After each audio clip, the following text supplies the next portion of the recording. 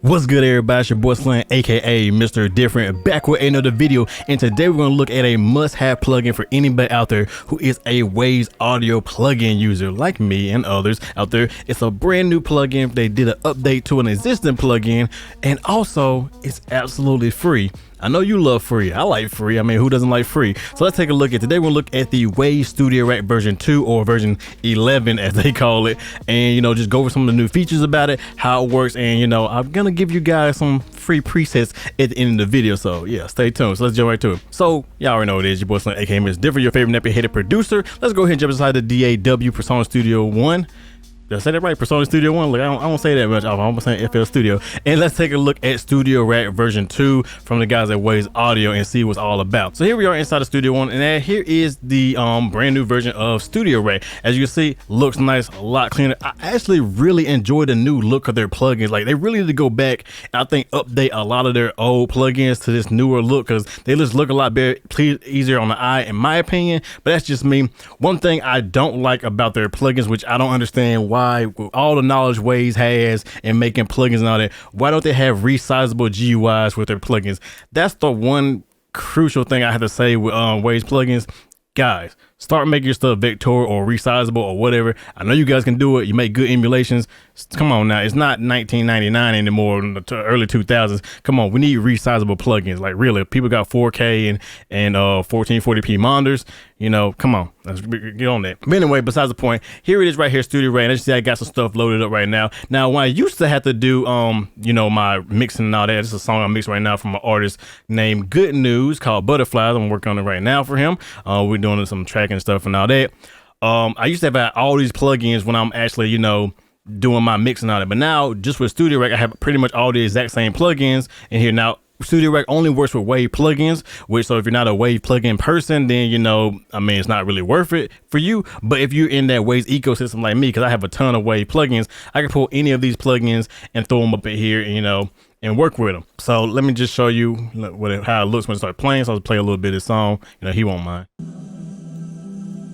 Butterflies, yeah, yeah, you used to give me butterflies, yeah.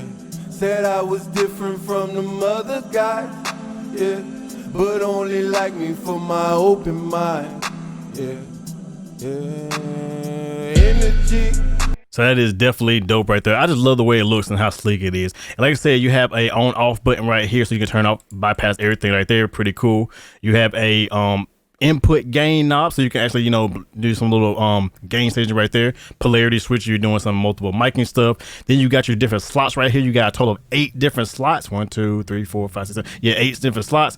If you hit the plus button, you get pretty much all your Wave plugins pop up in here, and they're all organized nicely and neatly. So that's what I like about it. So you can just go ahead and be like, I need a compressor. I just go dynamics. All my compressors are listed right there. If I need to get a reverb, all my reverbs are right there. If I need to get other modulation, it's all organized, and I really do like that. So I don't have to scroll through all this. I can just throw in an instance of this and then start looking. They also added a parallel split and a multiband split, which we would come back to, because that is a dope feature in this plugin itself. You have your gain knob and your metering right here, and also has a gain reduction for any type of like compressors or anything like that. You have a gain reduction knob right there as well. Dope on them. That's very cool.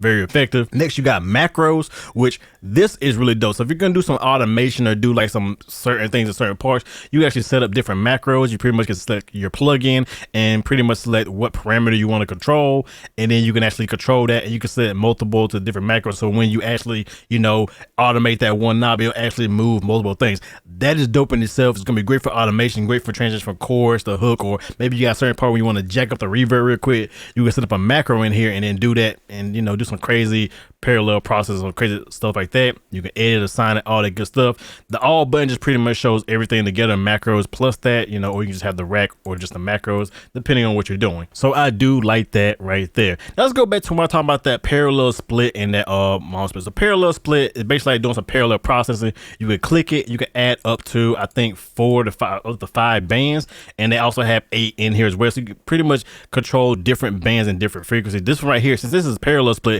it's pretty much gonna parallel process everything. It gives you a wet blend right there. That's kind of cool. I mean, you can do that with most plugins out there. Not really all blown away by that. What I'm really blown away is that they added a multi-band split. Now this is where it happened. So say you want to just affect a certain part of the vocal in a different way, or of a sound or whatever, you can do that with this. You know, so I can add 3 bands, and I can choose the crossover points, you know, so I can choose where I want to affect it, and I can do some. So say I want to do like, maybe I want a reverb. Let's just put up a reverb. I'll go to my favorite plate, my Emerald plate reverb.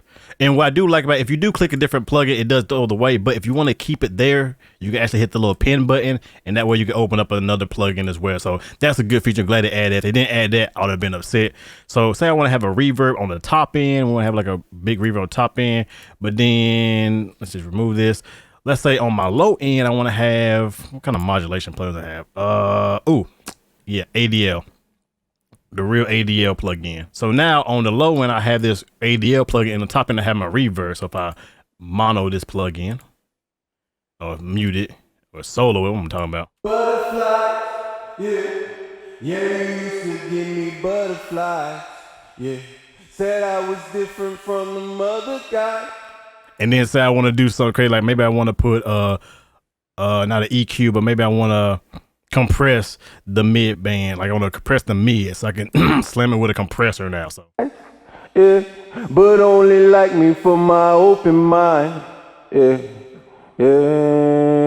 energy. So that just opens up a bunch of sound design and mixing possibilities right there. And I mean, that is amazing. I love that. I mean, you really can't go wrong with that. Now you do have a mono stereo, and a stereo version of this. On my stereo version, let me actually just remove this real quick so I don't forget it. Remove the plugin. On my stereo version, I actually have just my normal stereo bus processing stuff. I have a IM pusher, which is one of my favorites. Got the tape because I like to bounce between those, a limiter, and then of course the metering as well. You know, that's just on my master bus, just to kind of, you know, master bus process and all that good stuff. And then I said my mono version I have, you know, this is usually my mix chain. Like this is my mix chain, but now condensed into one plugin. So now all these right here are in this one plugin, except the EQ, which I'll probably have to add that in myself later down the road. But you know, I have RBox, and I have the CLN Mix Hub, which I love this plugin, just as good as the SSL channel, a little bit better because it has extra features and just some other stuff right there. But as you can see, like this is a really dope plugin. I don't want to go too deep in this and go spazzing out about this and go crazy and ham about that. Let's say it's a free plugin. If you use Wave plugins, this is something I would suggest you getting. And just because I love you guys and it's great, I'm gonna be giving you away 2 of my presets. I'm gonna be giving you away my tracking presets for vocals, and I'm also going to give you my mix presets. So if you have the exact same plugins that I do, you can actually take these files, import them in here, and they'll bring up the exact same settings. That way, free of charge for you guys. Because like I said, free plugin, free presets. I just want to give them away because you guys are dope, and I'm going to be making more presets and vocal tutorials like that. And I'm going to be giving Studio Rack presets away as well every time I do a vocal tutorial. So yeah, if you don't already got Studio Rack, I highly suggest it. If you got a ton of Wave plugins, you owe it to yourself to get this. It's free.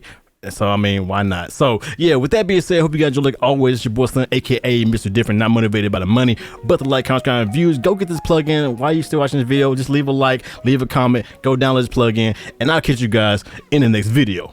Have a good one, everybody. Yeet.